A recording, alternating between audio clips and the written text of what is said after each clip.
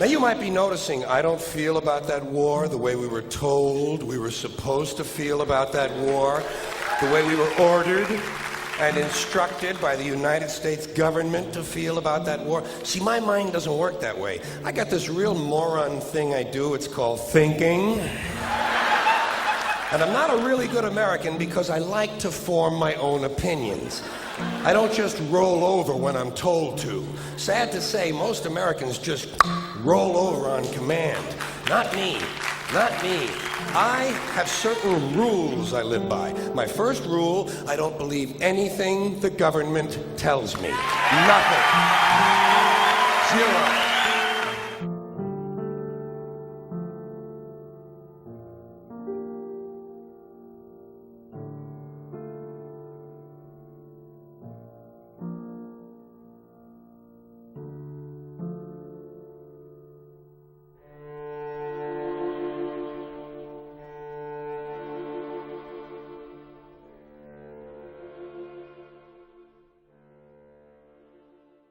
It concludes that Iraq has chemical and biological weapons, that Saddam has continued to produce them, that he has existing and active military plans for the use of chemical and biological weapons, which could be activated within 45 minutes, including against his own Shia population. The United States knows that Iraq has weapons of mass destruction. Any country on the face of the earth with an active intelligence program knows that Iraq has weapons of mass destruction. There is no doubt that Saddam Hussein now has weapons of mass destruction. There is no doubt that he is amassing them to use against our friends, against our allies, and against us. The choice is his. And if he does not disarm, the United States of America will lead a coalition and disarm him in the name of peace.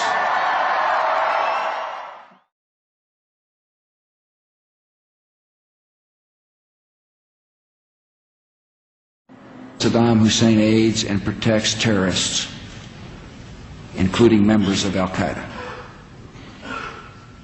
Secretly and without fingerprints, he could provide one of his hidden weapons to terrorists or help them develop their own. Before September the 11th, many in the world believed that Saddam Hussein could be contained. The war on terror is, you can't distinguish between Al-Qaeda and Saddam when you talk about the war on terror. We've learned that Iraq has trained Al-Qaeda members in bomb making and poisons and deadly gases. He's a threat because he is dealing with Al-Qaeda. We know that Iraq and Al-Qaeda have had high-level contacts.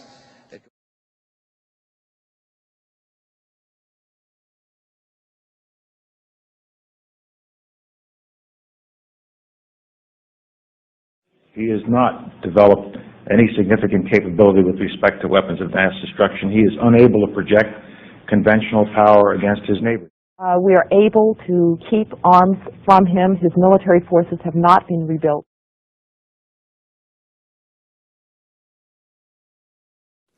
It appears that there were not weapons of mass destruction there. You said you knew where they were. I did not. We know where they are. They're in the area around Tikrit and Baghdad and east, west, south, and north somewhat. You said you knew where they were, near Tikrit, near Baghdad, and north, east, south, and west of there. Those are your words. My words were... We know where they are. They're in the area around Tikrit and Baghdad and east, west, south, and north somewhat. Senator's got his facts wrong. I have not suggested there's a connection between Iraq and 9/11. With respect to 9/11, of course, you've had the story that's been public out there. The Czechs alleged that Mohammed Atta, the lead attacker, met in Prague with a senior Iraqi intelligence official 5 months before the attack. He said there were three main reasons for going to war in Iraq: weapons of mass destruction, the claim that Iraq was sponsoring terrorists who had attacked us on 9/11, and that Iraq had purchased nuclear materials from Niger. All three of those turned out to be false. First, just if I might correct a misperception, I don't think we ever said, at least I know I didn't say, that there was a direct connection between September the 11th and Saddam Hussein. Saddam Hussein aids and protects terrorists, including members of Al-Qaeda. You have said in the past that it was, quote, pretty well confirmed. No, I never said that. Okay. I never think said that is... No, it's absolutely not. What I said was, it's been pretty well confirmed that he did go to Prague and he did meet with a senior official of the Iraqi intelligence service. Well, let me just ask you this. If they did not have these weapons of mass destruction, though, granted, all of that is true, why then did they pose an immediate threat to us, to this country? You and a few other critics are the only people I've heard use the phrase immediate threat. That he has existing and active military plans for the use of chemical and biological weapons, which could be activated within 45 minutes. Active chemical munitions bunkers, mobile production facilities. The United States knows that Iraq has weapons of mass destruction. The reason I keep insisting that there was a relationship between Iraq and Saddam and al-Qaeda, because there was a relationship between Iraq and al-Qaeda. What did Iraq have to do with what? The attack on the World Trade Center. Nothing. You know, what has been happening as we debate the number of troops, as we debate whether to withdraw, is also this continual debate over the intelligence leading up to the war. And I know you've said you believe that it's wrong to question the motives or the honesty of administration officials, but I have a different question for you. If you had known that no weapons of mass destruction would be found, would you have advocated invasion? I didn't advocate invasion. You didn't? No, I wasn't asked. If you read all the books and the things... You weren't, but why weren't you asked? That's very puzzling. Well, I'm sure the president understood what my views were, but as a technical matter, did he ever look and say, what should we do? Should we go do this or not do that? This is something that the president thought through very carefully. Are you trying to distance yourself from the war with that? Of course not. I agreed completely with the decision to go to war. And I've said that 100 times. And don't even suggest that. I'm just asking. Yeah, well, you know better. Look, the interesting thing to me about the pre-war intelligence is clearly it was wrong. Every statement I make today is backed up by sources, solid sources. These are not assertions. But would you have been for an invasion if we had known that? The answer is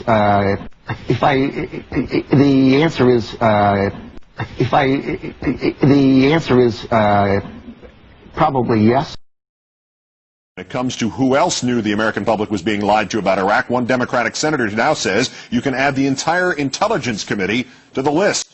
Dick Durbin of Illinois making the amazing claim on the floor of the Senate that while he and perhaps the 16 other members of that Intelligence Committee knew the administration was misleading the American public, he, perhaps they, kept quiet about it because due to his position on the committee, he had been sworn to secrecy. A few hundred feet away from here, in a closed room, carefully guarded, the Intelligence Committee was meeting on a daily basis for top-secret briefings about the information we were receiving, and the information we had in the Intelligence Committee was not the same information being given to the American people. I couldn't believe it.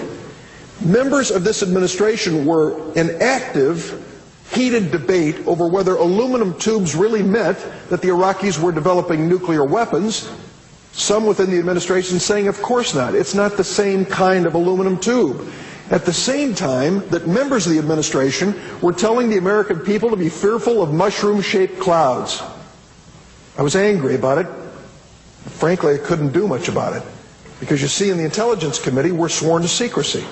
We can't walk outside the door and say, the statement made yesterday by the White House is in direct contradiction to classified information that's being given to this Congress. We can't do that.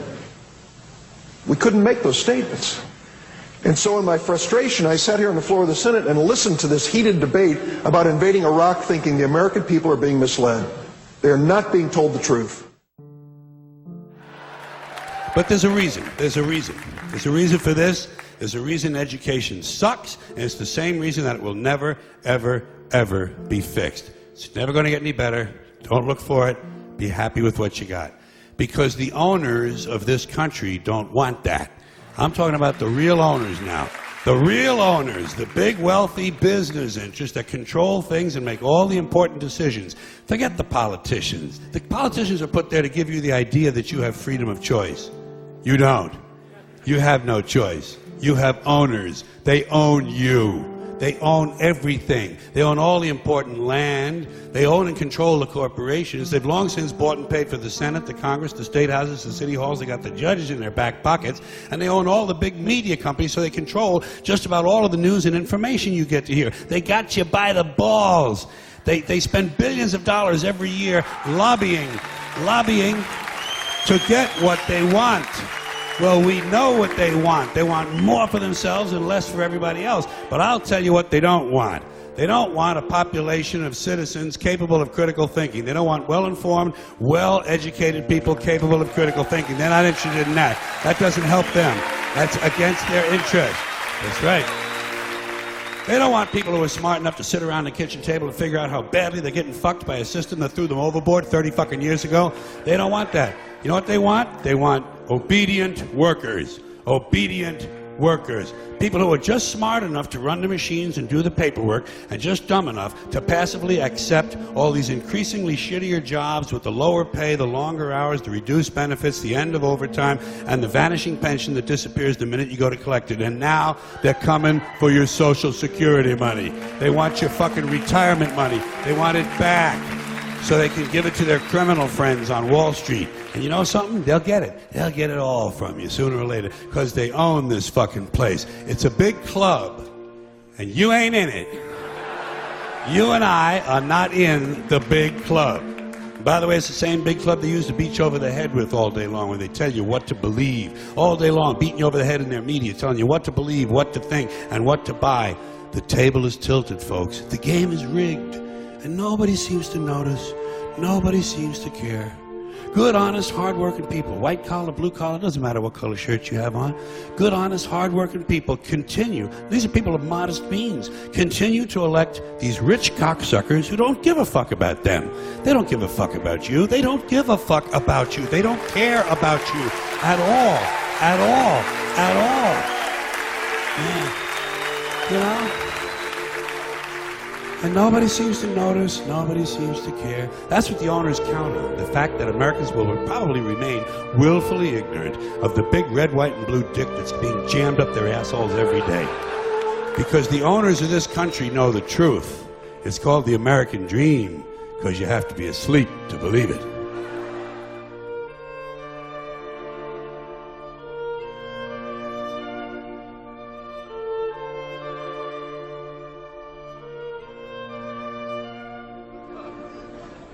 Those weapons of mass destruction got to be somewhere.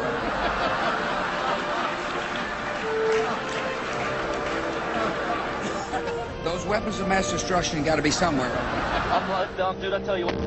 Shit! Oh, my ear! We need to get the fuck out of here! Nope, no weapons over there.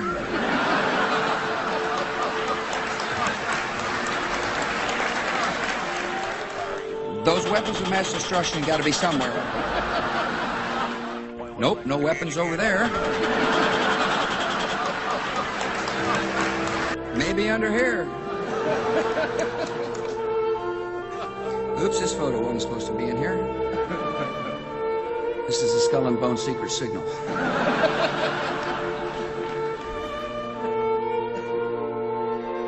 This is a Skull and Bone secret signal. This is a Skull and Bone secret signal. This is a Skull and Bone secret signal.